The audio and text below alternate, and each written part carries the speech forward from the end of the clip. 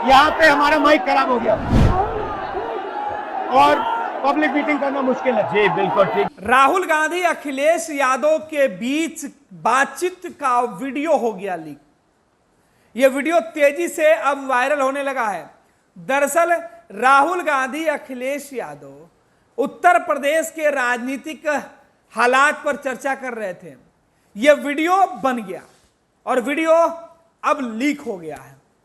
दरअसल इस वीडियो को खुद राहुल गांधी ने बनवाया है।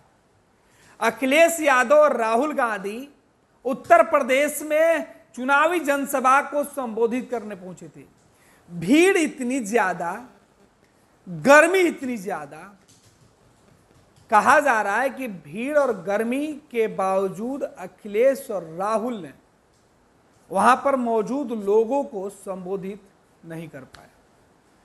अब जब राहुल गांधी ने कहा कि माइक खराब हो गया, इस भीड़ को कैसे समझाया जाए, कैसे बताया जाए, बिना संबोधन के ही दोनों हेलीकॉप्टर से उड़ गए।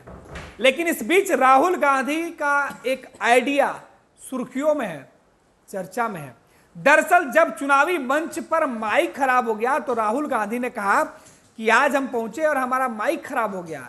ऐसा करते हैं कि हम और अखिलेश जी आप मिलकर हम लोग उत्तर प्रदेश के राजनीतिक हालात पर चर्चा करते हैं। अखिलेश यादव ने कहा कि यह बिल्कुल ठीक होगा और बाद में इसे हम लोग सोशल मीडिया पर जारी कर देंगे, जिससे लोगों को ओरिजिनल बातें मालूम पड़ेगी। इस बीच अखिलेश यादव ने बताया राहुल गांधी को कि कब कब समाजवादी पार्टी ने संविधान और देश की रक्षा के लिए, उत्तर प्रदेश के विकास के लिए कांग्रेस पार्टी के साथ समझौता किया है। साथ ही साथ राहुल गांधी ने भी अखिलेश यादव का समर्थन मिलने से खुशी जताई। कहा कि जिस तरीके से कार्यकर्ता आपस में मिलकर चुनाव लड़ रहे हैं, यह बता रहा है कि उत्तर प्रदेश की 80 में से 79 सीटें समाजवादी पार्टी इंडिया गठबंधन कांग्रेस के साथ जो है वो जीत रहा है। एक सीट क्विटो पर लड़ाई है। राहुल पूछ रहे हैं कि क्विटो क्या है, ये तो विदेशी नाम है। अखिलेश कह रहे हैं कि हाँ, जब मोदी जी पहली बार चुनाव लड़ने वाराणसी आए थे तो उन्होंने कहा था कि मैं इतना विकास कर दूंगा कि क्विटो हो जाएगा। वही अखिलेश बार बार वाराणसी को क्विटो बोलकर संबोधित कर रहे थे। ये दोनों ही नेताओं का वीडियो अब तेजी से वायरल हो रहा है। खूब चर्चा में भी ये वीडियो है। कहा जा रहा है कि राहुल और अखिलेश जहां भीड़ को संबोधित नहीं कर पाए, उससे ज्यादा वो इस वीडियो को शेयर करके सोशल मीडिया पर लोगों तक अपनी मैसेज पहुंचा रहे हैं। राहुल का दिमाग, अखिलेश का आइडिया, देखिए कितना कारीगर होता है इस चुनाव के नतीजों पर।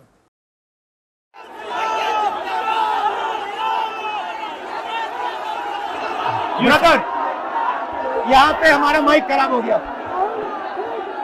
और पब्लिक मीटिंग करना मुश्किल है। जी बिल्कुल ठीक बात है। तो मैंने सोचा कि हम थोड़ा यूपी के बारे में बातचीत कर लें और आप अपना पर्सपेक्टिव हमें बताइए, हम आपको अपना पर्सपेक्टिव बताते हैं, थोड़ी डिस्कशन करते हैं। और ठीक बात है।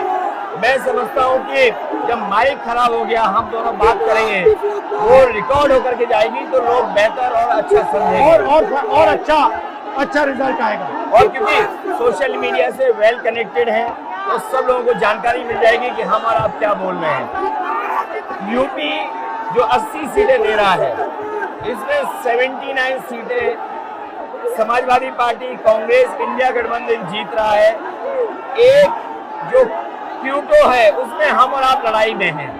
और इस बार क्यूटो नाम कैसे, जापान वाला ही है ये क्यूटो, क्योंकि जो प्रधान सांसद हैं उन्हें सपना दिखाया था काशी के लोगों को कि दुनिया की सबसे बेहतर सिटी बनेगी क्यूटो। तो क्यूटो बनी नहीं बनी, काशी के लोग ये तय करेंगे और फिर वोट डालेंगे। तो इस बार मन मर्जी नहीं चलनी है, मन की बात नहीं चलेगी, हमारे आपकी बात और 140 करोड़ लोगों की बात और संविधान की बात होगी।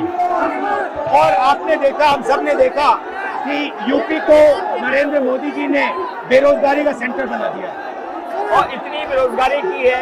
ये जितने बच्चे दिखाई दे रहे हैं, ये वो लोग हैं दिखाओ जो अग्निवीर या पेपर लीक, जिस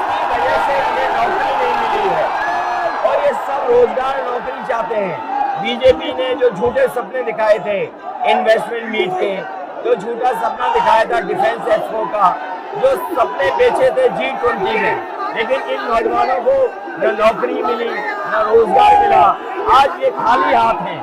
तो इसलिए हमें और आप मिल के जो आपने कहा, जो इंडिया गठबंधन कह रहा है कि 30 लाख बच्चों को नौकरी दी जाएगी, उस दिशा में हम लोग काम करेंगे। और पहली नौकरी पक्की स्कीम जिसके माध्यम से हर ग्रेजुएट को नौकरी का अधिकार, बेहतरीन ट्रेनिंग और बैंक अकाउंट में 1 लाख रुपए साल के। आपने नोट किया कि मोदी जी खटाखट बोलने शुरू कर दिए। ये आपके खटाखट के बाद वो रटारट खटाखट कर रहे हैं। बिल्कुल।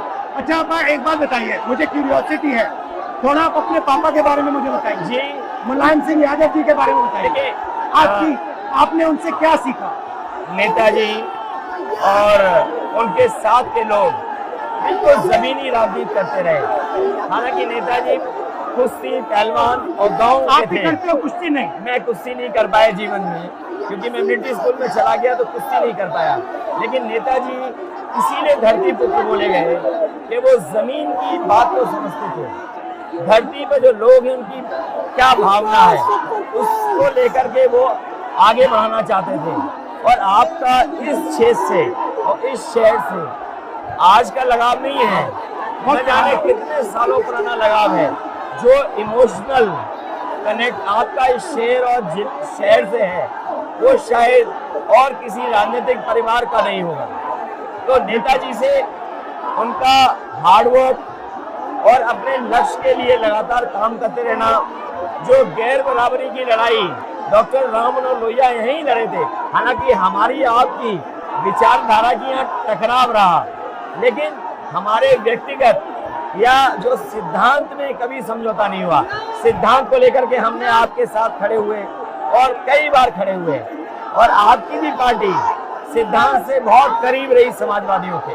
बट मुझे लगता है कि अब एक नई तरीके की पार्टनरशिप बन रही है, क्योंकि जो इस बार हमारा कोऑपरेशन है, शायद पहले ऐसा कोऑपरेशन नहीं हुआ। मतलब बिल्कुल सब जुड़ गए। सबसे अच्छा ये है कि जितना उन्होंने कहा 2 लड़कों की जोड़ी, उतना युवा आपसे, हमसे, इंडिया गठबंधन से और जुड़ गया। तो ये नेचुरल अलायंस है, और नेचुरल अलायंस इसलिए लोग महसूस कर रहे हैं कि वो चाहते हैं कि नौकरी और रोजगार मिले, नौकरी और रोजगार मिले। तो ये बड़ी भावना है कि हमसे आपसे ये यूथ कनेक्ट कर रहा है। सबसे बड़ी बात, महंगाई की चोट सबसे ज्यादा इन लड़कों को लगती है। हमारी थिंकिंग है और आपकी भी है कि ये जो 22-25 लोगों को नरेंद्र मोदी जी ने पूरा का पूरा धन पकड़ा है, उसको ठीक करने के लिए जो हमारे युवा हैं, माताएं बहनें हैं, उनको डायरेक्ट बैंक अकाउंट में पैसा देना। देखिए, ये जो लोगों के पास पैसा पहुंचने से जो अर्थव्यवस्था को लाभ मिलेगा, मैं समझता हूँ इनका भाग्य भी बनेगा और देश की अर्थव्यवस्था ही बेहतर होगी। ये जरूरी स्कीम है कि इनके अकाउंट में पैसा पहुंचे, जिससे थोड़ा बहुत जीवन स्तर इनका भी अच्छा हो। नरेंद्र मोदी जी डिबेट से क्यों डरते हैं? क्योंकि वो सच का सामना नहीं करना चाहते। पूरा उनका झूठ का गुब्बारा है। वो बीजेपी और बीजेपी के लोग मन मर्जी से चलते हैं, अपनी मर्जी से चलते हैं, और उनको लगता है कि डिस्कशन की कोई जरूरत नहीं है, क्योंकि वो सब कुछ जानते हैं। डेमोक्रेसी में जितना डिस्कशन होगा, जितने विचार एक दूसरे को हम सुनेंगे और एक दूसरे पे भरोसा करेंगे, उतना हमारा लोकतंत्र मजबूत होगा। ये बीजेपी के लोगों ने न केवल हमारी जान को खतरा पैदा किया है, बल्कि लोकतंत्र को भी और संविधान को भी खतरा पैदा कर रहे हैं। और इसका नतीजा दिख रहा है कि चाइना हमारी जमीन के अंदर आ गया, ये बेरोजगारी बढ़ती जा रही है, जो प्रोडक्शन होता है वो नहीं हो रहा है, और पूरा का पूरा एक्सटॉर्शन, ईडी, सीबीआई, ये लोग मतलब एक्सटॉर्ट कर रहे हैं। कई बार सुनने को मिल रहा है और सरकार स्वीकार नहीं कर रही है।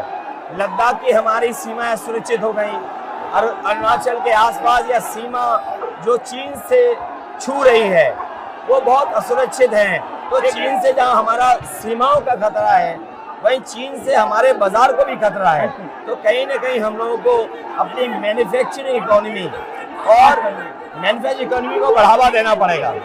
और ये जो स्कीम्स है, पहली नौकरी पक्की और महालक्ष्मी, ये मैन्युफैक्चरिंग सिस्टम को, इकोनॉमिक सिस्टम को जंप स्टार्ट करने के तरीके हैं। ये बहुत अच्छा जंप स्टार्ट होगा। इसको अगर फोकस होकर के IIT, पॉलिटेक्निक, इंजीनियरिंग कॉलेजेस को, इन सबको इकोसिस्टम में ला करके मैं समझता हूँ युवा नौजवानों को अच्छी नौकरी और रोजगार मिल पाएगा। और हमारा लक्ष्य है कि सब, हर जात को भागीदारी मिले, स्पेस मिले, हर इंस्टीट्यूशन में, बिजनेस में, एजुकेशन के सिस्टम में।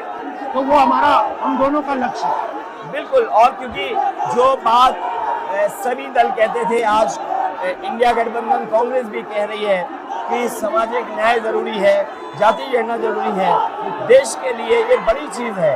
जो दुनिया में अमेरिका है, यूरोप है, अपने उन लोगों के लिए जो पीछे छूट जाते हैं, उनके लिए कुछ काम करते हैं। तो हमारा जो देश जाति के आधार पर पिछड़ा है, तो इसको आगे बढ़ाने के लिए ये बड़ी भूमिका होगी इस बार। बहुत अच्छा लगा, अच्छी बहुत मीटिंग अच्छा रहा, बहुत अच्छी मीटिंग है। मुझे लगता है कि ये यूनिक मीटिंग है क्या?